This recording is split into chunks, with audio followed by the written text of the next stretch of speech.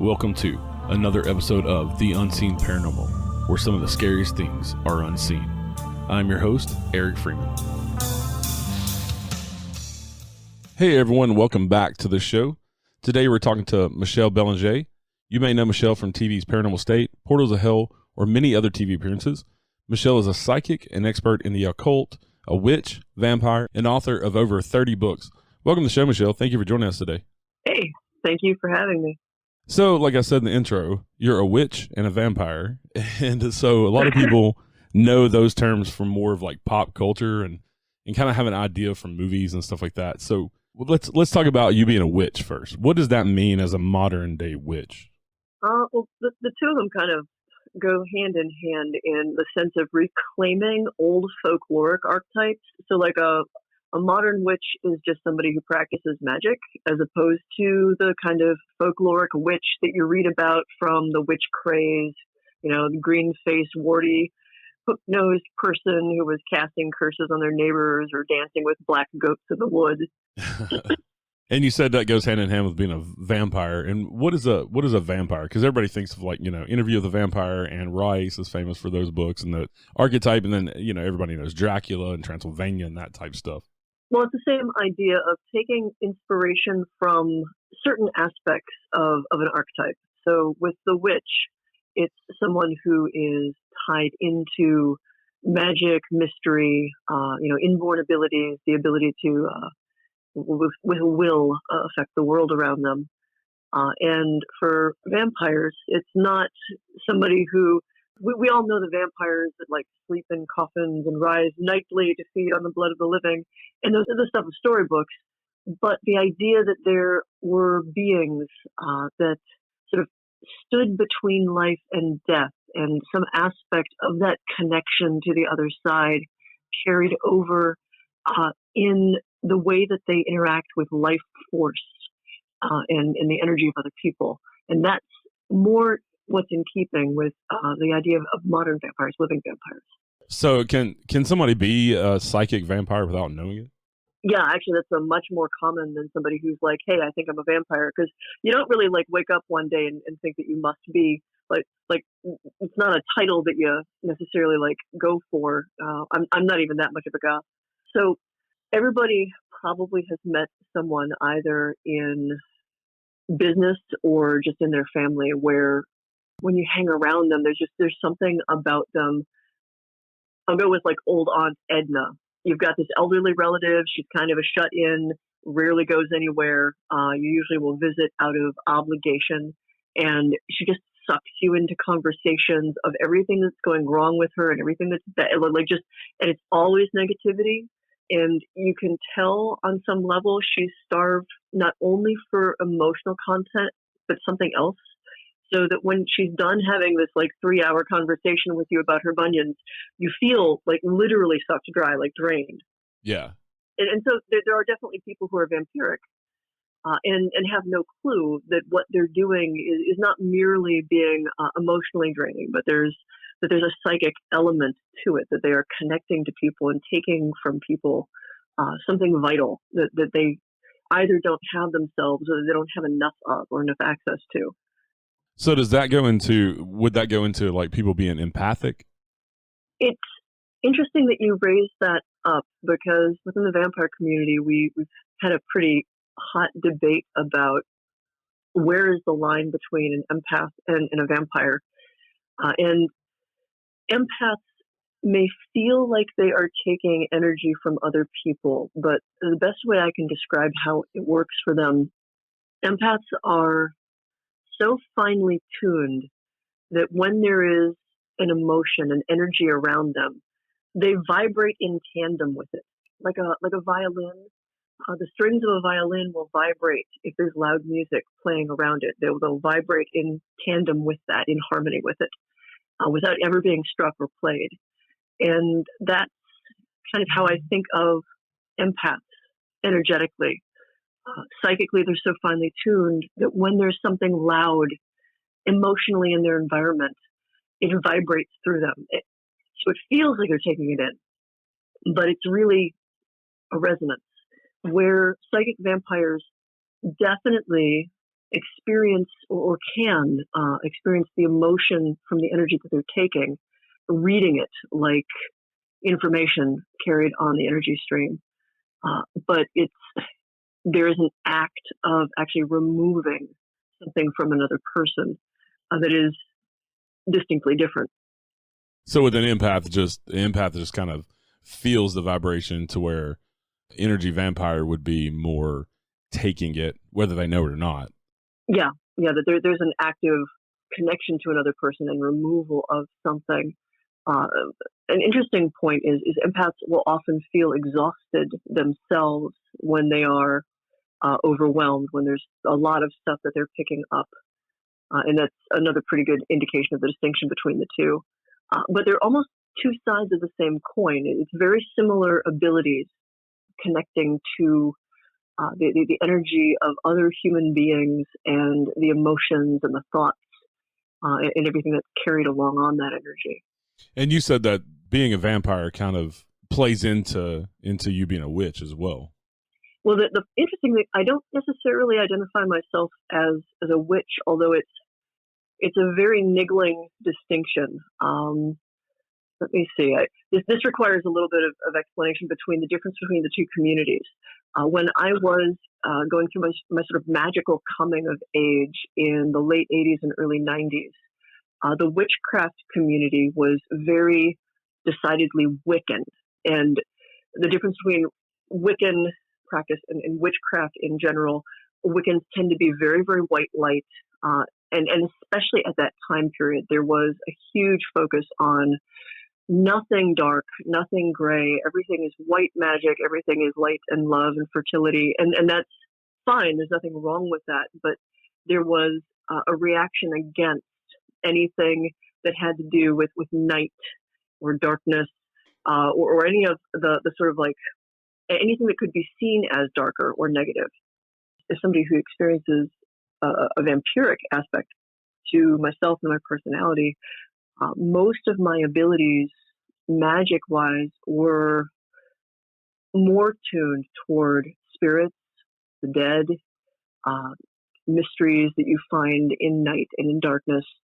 And one of the reasons that I helped to found the community of modern vampires that's out there now was in reaction to finding that there was no place for people like me in the witchcraft movement at that time.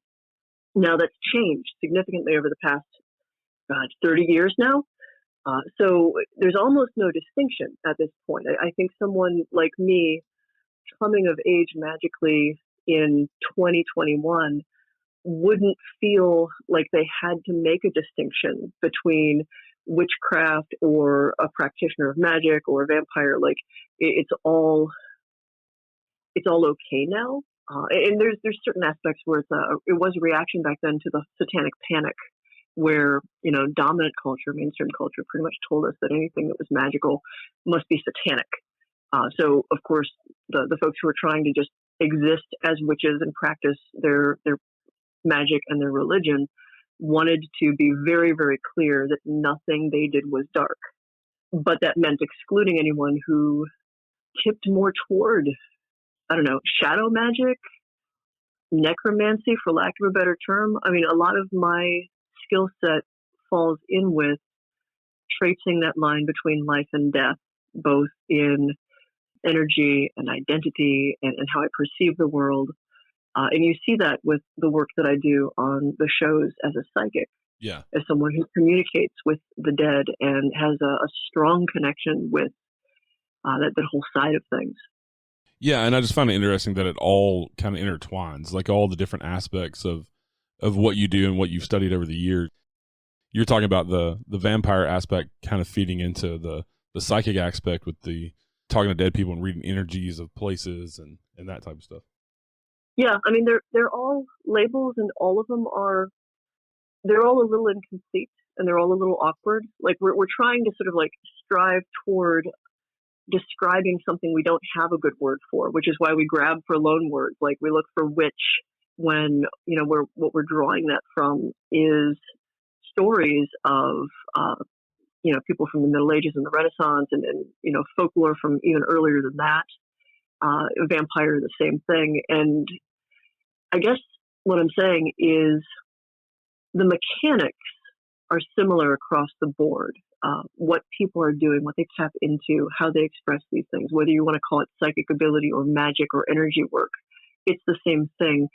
The language we use to describe it is, in most cases, the only real difference.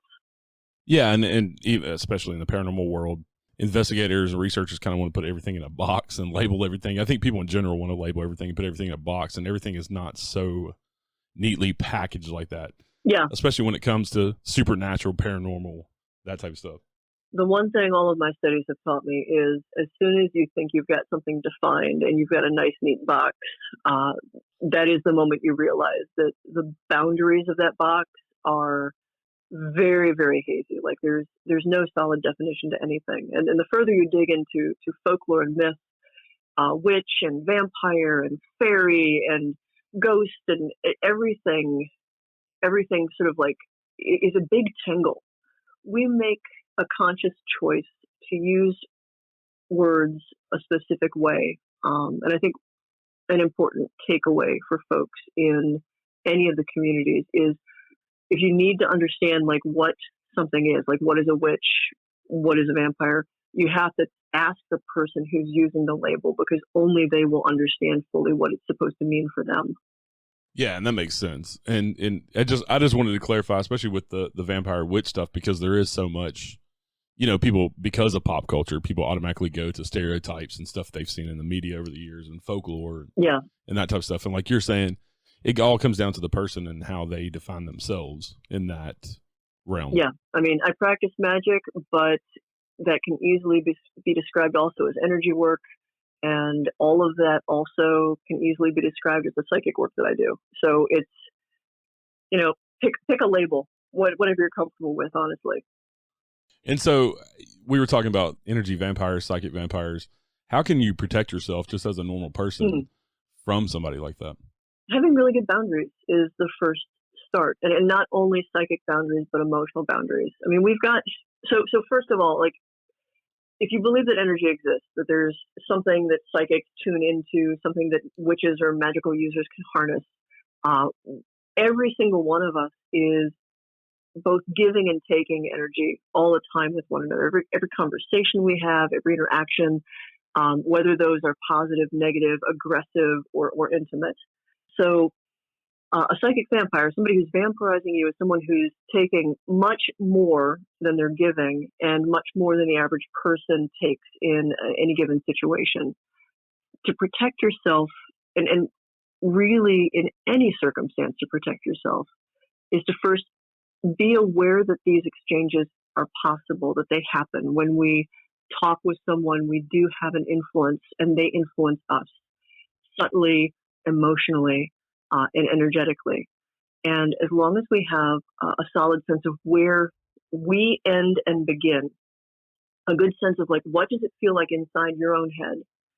And from there, you can recognize when something is influencing that something outside of you is changing the way you feel and the way you experience things. There's a toolkit that I pretty much I feel like a broken record describing at this point, but grounding, centering, and shielding.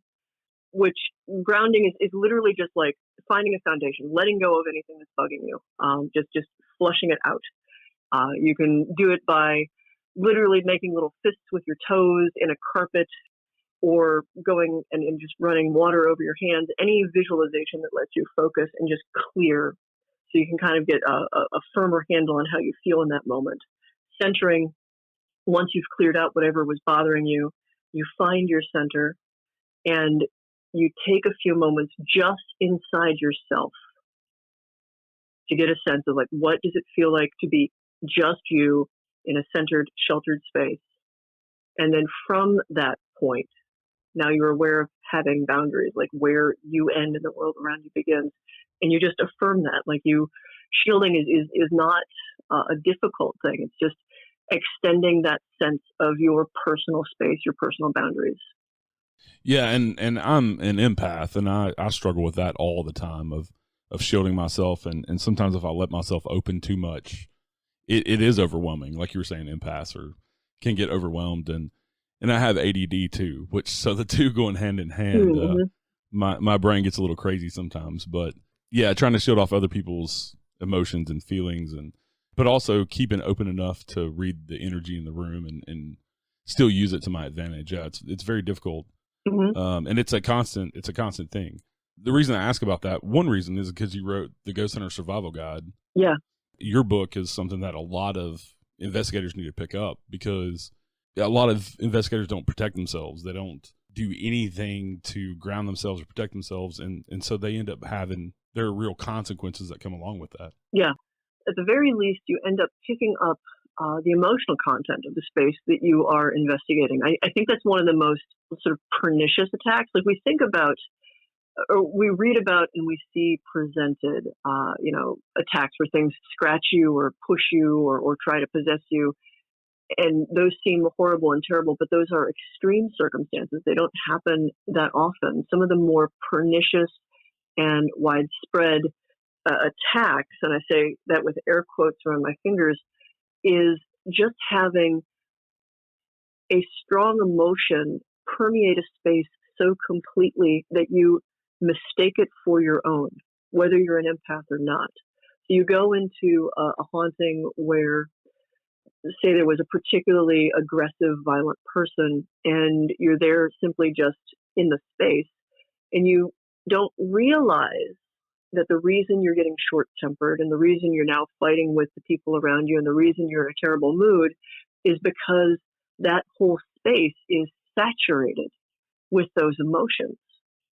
And if you don't have some sense of, A, the fact that we all pick that up to one extent or another, and B, the ability to go, this is not me, like, what's your inside voice versus what's coming from outside, and then C, the ability to actually, like, make a filter or make a barrier. Yeah. It can be very overwhelming, and it's so easy to take that into yourself, especially when you're not expecting. One of the other downsides is, a lot of investigators don't think of themselves as psychic or as empaths, so they assume that these are problems that only psychics and empaths have.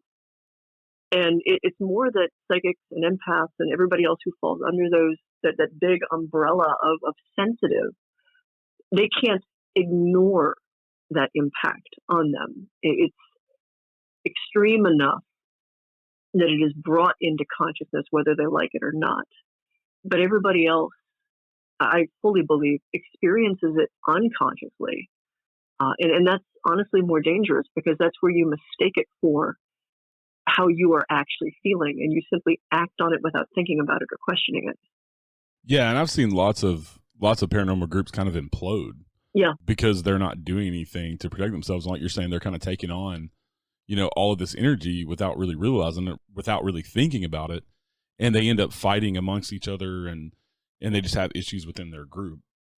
Yeah. Good boundaries, emotional, psychic, psychological, are things that serve all of us really, really well. And I think we don't talk about the need for that as much as maybe we should. Yeah, for sure. Another book that you wrote is The Ghost Hunter's Guide to the Occult. I think that's another great book for paranormal investigators to pick up, because I think a lot of investigators, they're going into it for the ghost, and they don't expect to ever come across anything occult. And then a lot of them get into going into people's houses, and that's where they kind of get in trouble, because they don't know where to turn. They don't know what to do. Yeah. They don't even, a lot of them don't even, they're like, well, I'm not studying the occult, and it's like we were talking about before. It's just labels. It's just different parts of one big machine.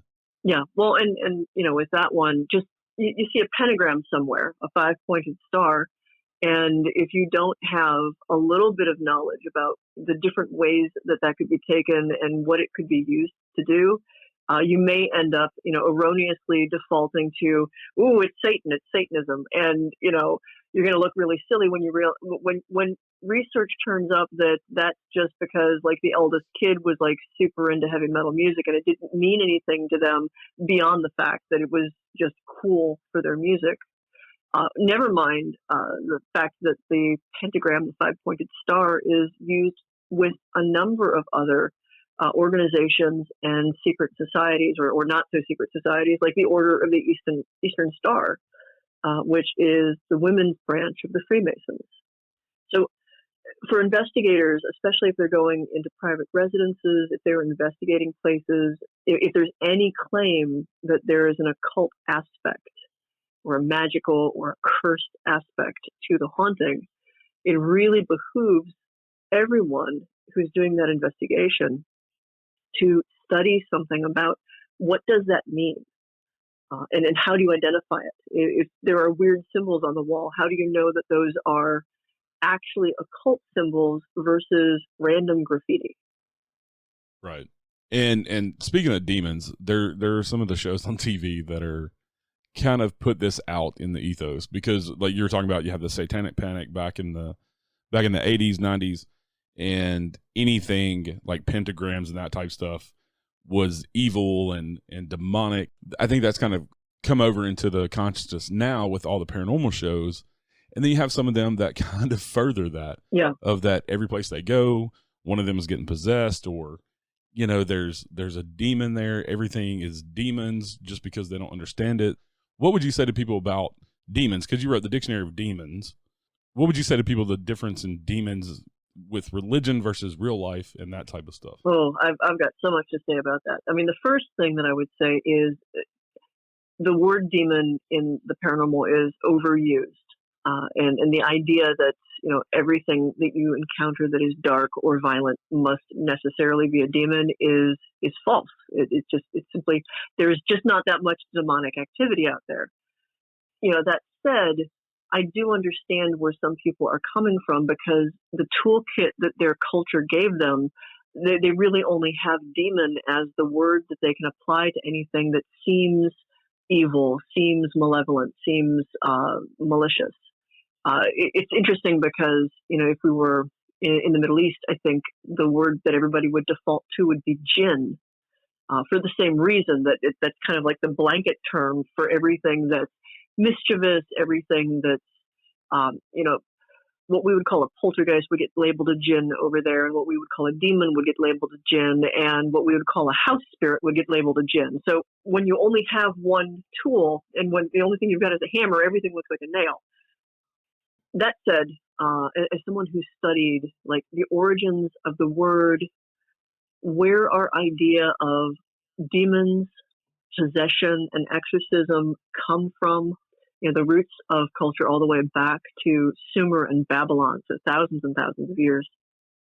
I will say that I have encountered a few spirits that I don't have a better word for than demon, but I've got a really narrow definition, and that is it has to be non-human, demonstrably something that has probably never been human, never incarnated as a human being at all. It is intelligent, and usually very scarily so, intensely intelligent. It is actively malicious and malevolent. Like, there's no misinterpreting its behavior. It's not just being mischievous. It's actively trying to harm people. And then the fourth thing, which is pretty big for me, is for whatever reason, it has a focus on human beings, on the people in the location, or on a specific person that it's attached itself to. And usually with an intent of having an influence over that person, up to and including trying to gain control over their body to some extent. Yeah, that makes a lot of sense. And it's nice to have like a defined definition like that. Have you ever encountered demons in your psychic work? I can count on pretty much one hand with an additional finger at this point. The times where I encountered something that I would give that label. And like I said, there are things out there that do fit with the term, that inspire, I think, some of the myths about them, and they are incredibly rare. I say, like, I can count on one hand plus one finger, and I've been doing this for over 30 years. We'll return with our awesome chat with Michelle Belanger right after this. Do exorcisms intrigue you? Do you like scary urban legends? Are you fascinated with history and ghostly lore of haunted places? Well, if you answered yes to any of these, please check out Hauntingly Yours, a podcast for the paranormal. I'm your host, DC O'Rourke. I invite you to get together with me and the rest of our para family each and every week to hear haunting tales, from across the globe. The show is available on all podcast players. Please do not forget to review and subscribe. And now, back to the show. Yeah, and when you go into a location, do you have a certain way that you prepare yourself to maybe come up against something like that? Or how do you prepare to go into a location? Because like people seeing on Paranormal State, Portals of Hell, you go in totally blindfolded. And I've heard you talk about where you're very adamant about you don't want anybody around you talking about the location. You don't want to know anything about it. And so what is your process, and how do you protect yourself or prepare yourself to go into a situation that you might come into contact with something like that? It depends first on what my job in that instance is. If I'm being called upon to do a reading, as you know, Michelle the psychic, my process is quite different from Michelle the, hey, there's something bad in my house, and could you please kick its ass for me? Because I fulfill both roles. So what most people get to see when Portals to Hell, Paranormal State, where I'm doing a walkthrough in a location blindfolded, that actually involves opening myself up pretty extensively and going in as open and non-judgmental, as receptive as possible. It's a little uncomfortable because I'm walking basically psychically naked into places with no expectation of what I'm going to walk into. The blindfold and the very strict isolation from any information about it is actually to protect me from assumptions or from jumping to conclusions and trying to interpret what I'm experiencing based on what I expect. It's one of the things that I really like and respect with Jack and Katrina for Portals to Hell is they don't make fun of, and they're not weirded out by how very strict I am. Nobody can talk about anything. At best, I know where they're going to put me in a hotel. I don't want to see, read, hear about the location before I'm boots on the ground in the space. And even then, from the hotel, it's blindfolded onward. I've also taken to carrying, I don't usually do a lot of stuff with items, but I have a little bead bracelet. It's several skull beads carved out of bone. And that I've started to use as a focus so that I can keep my attention on the spirits and reading the location rather than reading the living people around me. I started to be a little concerned that I was picking up some information that Jack or Katrina had on their minds. And that was from watching one of the episodes after the fact and seeing the tour that they went on. And several of the points that they hit on the tour were specific spots that I hit. And I wanted to be able to rule out 100% that I wasn't just reading Jack and his expectations for what I would pick up. So to I guess recap, when I'm doing the psychic work, I deconstruct almost all of my shields with the understanding that I may walk into something that is really yucky and unpleasant. I have a lot of training in self-defense psychically and magically. So I trust that if and when things are suddenly not okay, I can put all of that back up. But for those walkthroughs that you see on TV, that is me at my rawest. It's a very different prospect when I'm going in and I know that what I'm needed for is to protect someone, is to kick something out, is to assess exactly how damaging or dangerous something is. And that's a very different prospect. That actually pulls a little bit more on my background with magic and the witch and the vampire and entities more than what you would think traditionally as psychic. So for paranormal investigators, who would you tell them to get in contact with if they come up against something they think is, I don't want to use the word demonic because we're saying that term is tossed around too much, but something malevolent, something that's not nice. What would be your advice for them, the best way to handle something like that? Somebody that they trust, whose opinion that they trust, especially if they feel that they're in over their own heads. When with Paranormal State, when we were working with families, one of the things, and actually Lorraine and her husband Ed Warren kind of started this, was you work within the religious system of the people that you're helping. So the first thing I'd say is, what is your faith system, or what is the client's faith system? That's important. You want to speak to that. You want someone who is a respectable practitioner and authority, because it's not only that person's faith, but it is the family or the victim's faith in that person's ability to protect them. That is an integral part of resolving the problem.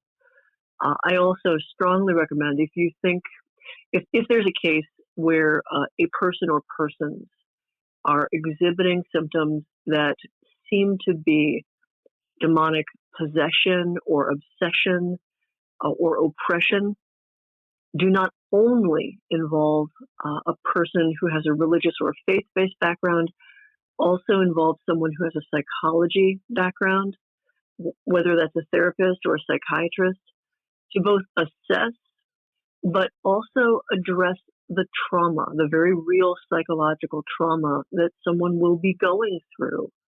Not to say that it's all in their head. Yeah.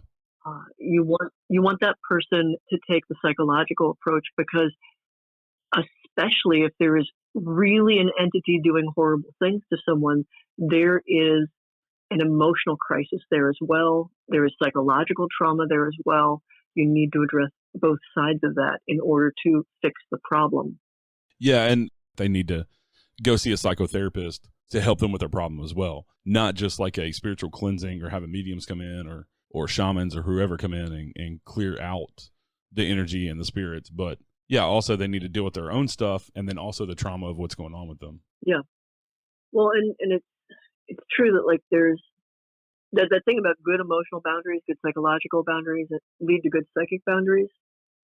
Sorting out your shit, whatever that shit might be, right, definitely helps. Even if it's doesn't seem like it's connected to the haunting or whatever else is going on, you need to be in a good, solid place. Like, you wouldn't ask someone to run a marathon if they had an undiagnosed and untreated medical condition. You need to make sure that they are physically healthy if they're going to do that. So all of the paranormal stuff, especially the sort of psychic trauma that can happen in negative hauntings, whether we're talking demonic or not, that takes an emotional toll. You need to make sure that people are in the best emotional health they possibly can be. And that will sometimes mean addressing completely unrelated crises and trauma. And so you were talking about bringing the religious faith or whatever the beliefs are of the family or the people you're trying to help.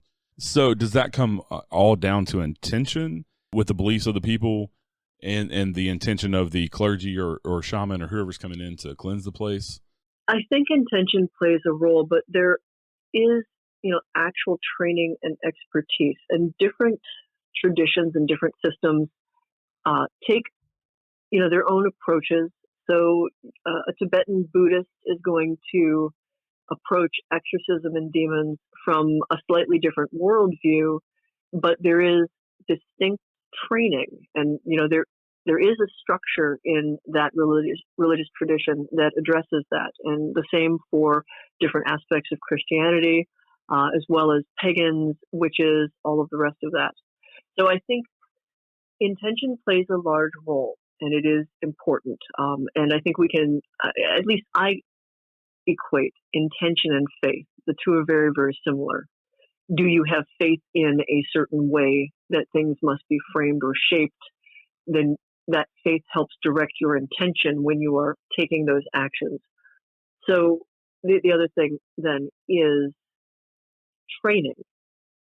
You don't want someone who just woke up one day, said, I'm a demonologist because that's real cool, Right. read a book, and has decided that since they watched a few movies, that if they come in with a crucifix and some holy water and maybe some sage, that will fix everything. The intention's there, and the training may not be. So you need both. I think the intention is a part of it. But there is practice, there is experience. There are many different ways one can practice that and get that experience. There are many different approaches, but there does need to be some training, some actual background. I think a lot of people are curious about going out and investigating, and I think they get themselves in over their heads with stuff because they jump into going to private homes and that type of stuff, and then they're lost about what to do. And so need somebody like you who is a student of kind of all the paranormal and supernatural and all that stuff to kind of put it all in the context and also all of your training that you've had to say, okay, these are the do's and don'ts of what you should and shouldn't do, and ask for help if you need it. There are plenty of people that can help you. Yeah. Asking for help is probably the top thing that I think every investigator needs to know. Pretty much anybody who's going to get their feet wet in this as a psychic, as an investigator, as anything, learn to recognize when you are in over your head, and don't be too proud to step back and go, I cannot handle this. Who do I know? How do I reach out? Like, if I don't know someone who can handle this, do I know someone who can recommend someone? Who do I trust to give me a recommendation? Because this is above my pay grade. And so, like you said, you've been doing this for many, many years. And going in as a psychic or dealing with energy, you've probably seen it all. And so are there things that still scare you or make you apprehensive in the paranormal world and the supernatural world? I have a really weird bar for what unsettles me, but I think I need to share a little context with that. Like I had a ventricular septal defect. I was born with a really severe heart defect as a kid, so I was given a life expectancy of 5, and I had like multiple pretty awful surgeries, awful for me at that age. And I faced mortality. My family talked about death and mortality, and there was definitely a lot of stuff going on with that. So my bar for what unsettles me is pretty high. And also I've been perceiving all of this weird stuff from about the same time, and grew up in a family that was, again, open and willing to talk about it. I think the things that bother me the most still end up really just being people, like the stuff that regular old humans can leave behind in spaces through either willful ignorance or active malevolence. Like, I can handle a lot of the non-human things because, I don't know, they make more sense to me than some people. Like, trying to think of what's scared me recently. I will say this, the most impactful investigation we did was one with Paranormal State, and it involved what I didn't know at the time had been the woman of the house had committed suicide 3 weeks prior to our investigation.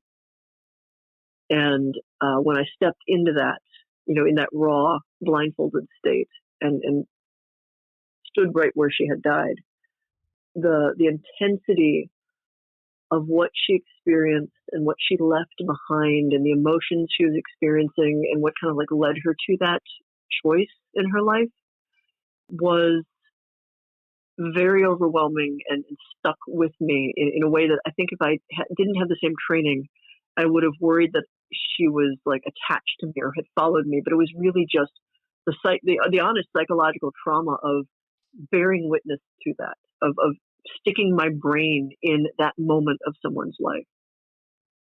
So the stuff that overwhelms me is the humanity more than anything else. When it is relatable, awful, gut-wrenching trauma, that's the stuff that will still get to me. So you said she committed suicide a few weeks before you came in. Yeah. Was it overwhelming and bothered you because it was so fresh as opposed to somebody that committed suicide 100 years ago?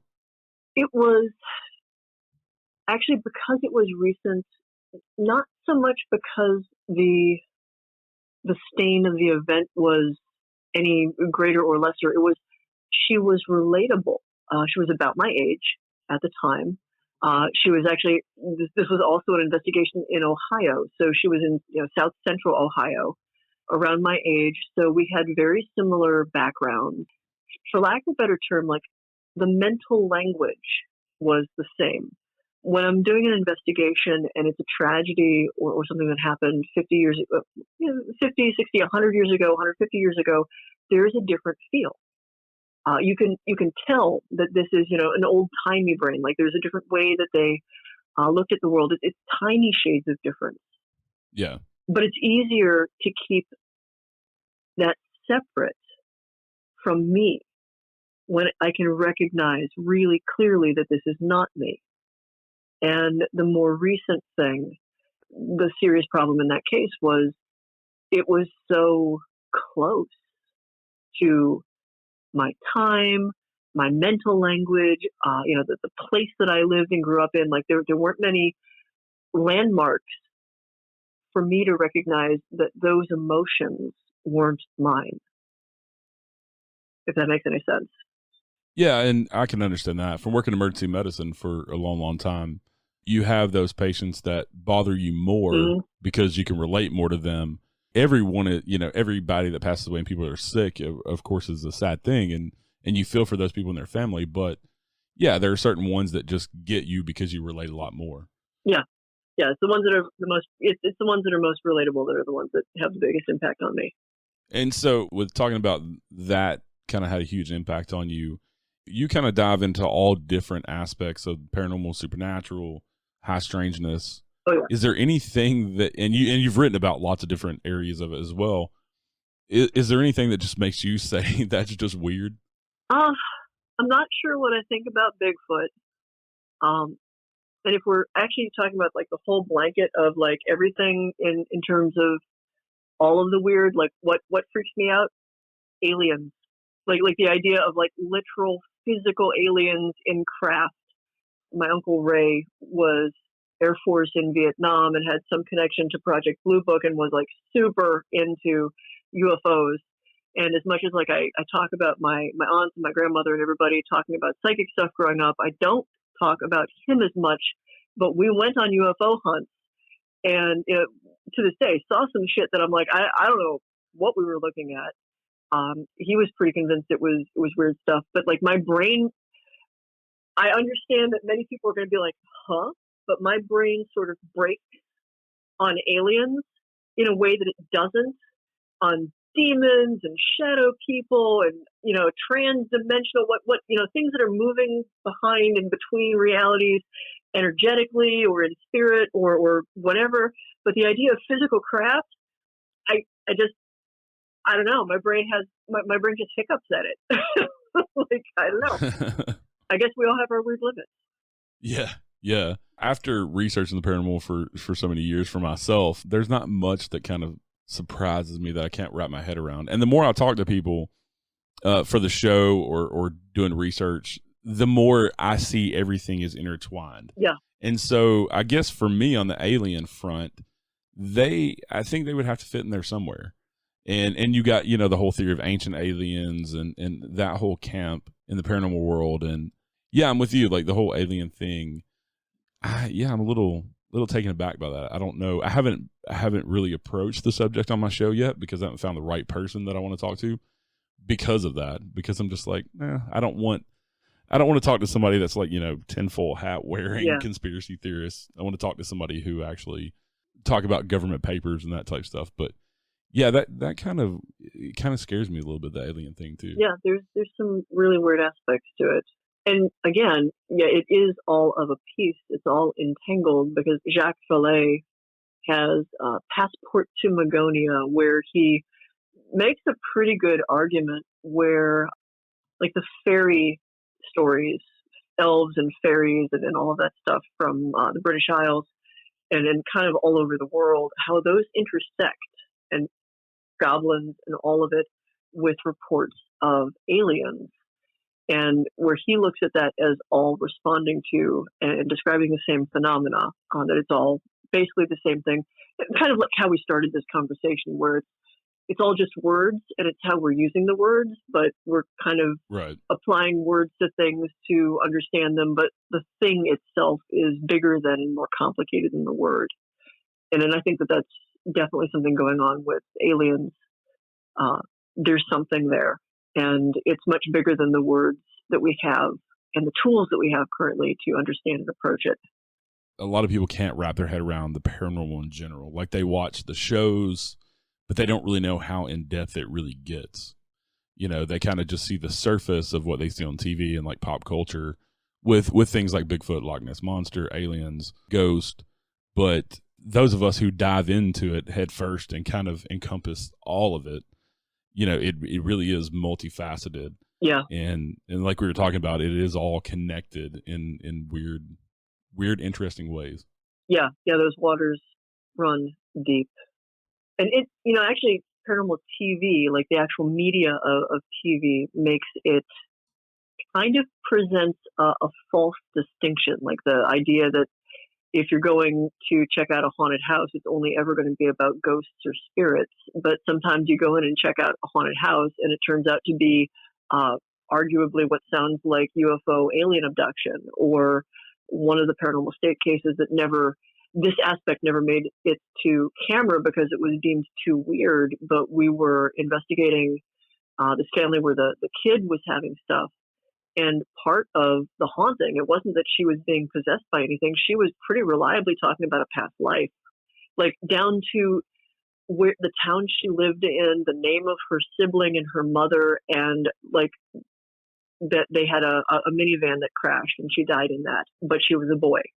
And as all of that came out, like that was just not what anybody wanted to tangle with. So we just, when it came down to production company and directors and stuff, they just focused on what looks like a haunting. And there were some haunting aspects to it, but that rabbit hole goes deep. Yeah. There's like, and even some of the locations that you see on TV, one of the ones I've been to and actually investigated with a team was Octagon Hall in Kentucky. And it's been all over the paranormal shows.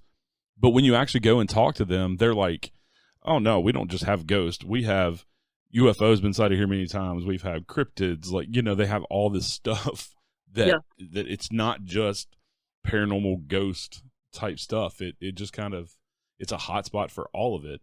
And so you kind of have to connect it all together. If it's all happening in hot spots like that, not just at Octagon Hall, but there are other places too around the world that they experience all phenomena. Yeah, I think one of the first things you realize when you start going down that rabbit hole is there are certain places that are, for lack of a better term, crossroads, where some aspect of reality, like things just crisscross there, and it's easier for certain things to manifest or come through, and it's almost never only one thing. It's not just shadow people. It's not just a human ghost. Like there's, a human ghost and you find out that place seems to like suck up or be more readily hauntable for human dead to linger because there's all these 15 other things going on. Yeah. I have one final question for you. I've had a few psychics on in the past year, and I've had paranormal investigators, and I keep hearing from everybody that the veil is thinning between this world and the next. And so I just want to get your opinion on that and what you think in all of your research and all of your experience. It's something that we've been talking about and that I've heard talked about for the past 30 years. And I can only say the past 30 years because that's as long as I've been part of the conversation. I think that there's two things going on. One, I do think that there's some shift, some change, and it has had a substantial effect both on what manifests and on how people are able to perceive it. But the second part of that is we are also talking about it more, and we are sharing those experiences more openly. So there is a little bit of confirmation bias in the sense that it seems like a lot more is going on because we are sharing those experiences more openly in a way that we might not have a decade, 2, 3 decades before, especially before the popularity of paranormal television. At that point, it's become part of pop culture. And, we don't have to talk about our weird experiences shamefacedly in 3 a.m. conversations with that small clique of friends where you finally think that maybe they're not going to laugh you out of the room if you talk about it. Right. But is there something going on? I think that there is some sort of shift. Like what is the nature of it? That I'm not prepared to say. I've been watching it, studying it. Like, one of the reasons that I study as much as I have from like historical perspectives is to see, is this a new dialogue? Is this actually a change, or does it seem to be a change? Like, is it, there's that old joke in history that like everybody feels that the time that they live in is the worst and most pivotal time to ever happen. Right. Because we're living in it. Like, we're right in the thick of it. So of course that's the way it's going to feel. We're in the thick of this phenomena right now. So is it new? Is it more intense? I'm not sure I can say for certain that it is, but I think, okay, real talk. I think that there are cycles to it, and I think that we're in an upswing of something where things come together more than they are separated. We're talking about certain places that are more like crossroads. I think certain times can be more crossroads-like as well. And when you have a confluence of that, when, it's the time where things are converging and more likely to manifest. And then there's multiple places where people are now aware of these hot spots. It's just going to look like, the grid of reality is lighting up with events and significance. All right. Well, it's been awesome having you on. I've enjoyed our chat. Thank you so much for coming on today. Hey, no, this is a delightful conversation. And you can find Michelle on michellebelanger.com. Her last name is spelled Belanger. She is on Facebook, Twitter, and I will put all the links in the show notes. Also, you have a YouTube channel. Yep. Oh, it's all under the same ID. And don't forget the Patreon, which is the easiest thing to remember, because that one's patreon.com/haunted. You do classes through Patreon and do different things through there. Yeah. A lot of people were trying to get me to teach psychic development and whatnot, and the Patreon has been the easiest way to kind of make that like fair and accessible to a whole bunch of people. All right. I'll put all that in the show notes. Everybody go check out Michelle's books. You can find them, of course, on Amazon, Barnes & Noble, all the place fine books are sold. Thank you once again for coming on. Great chat. I'm excited to put this out to the audience. And you have a great night. Thank you. Thank you so much. You take care. Thanks, everybody, for listening. Thanks for joining us. And as always, stay safe out there. Join us next time for a new episode of The Unseen Paranormal. Until then, check us out on Facebook, Twitter, Instagram, or at our website, unseenparanormalpodcast.com. And don't forget to like, review, rate, and share with all your friends. Thank you to my friend Chris Lips for the awesome theme music. Listen to our theme song and more of his music at chrislipsmusic.com. And remember, some of the scariest things are unseen.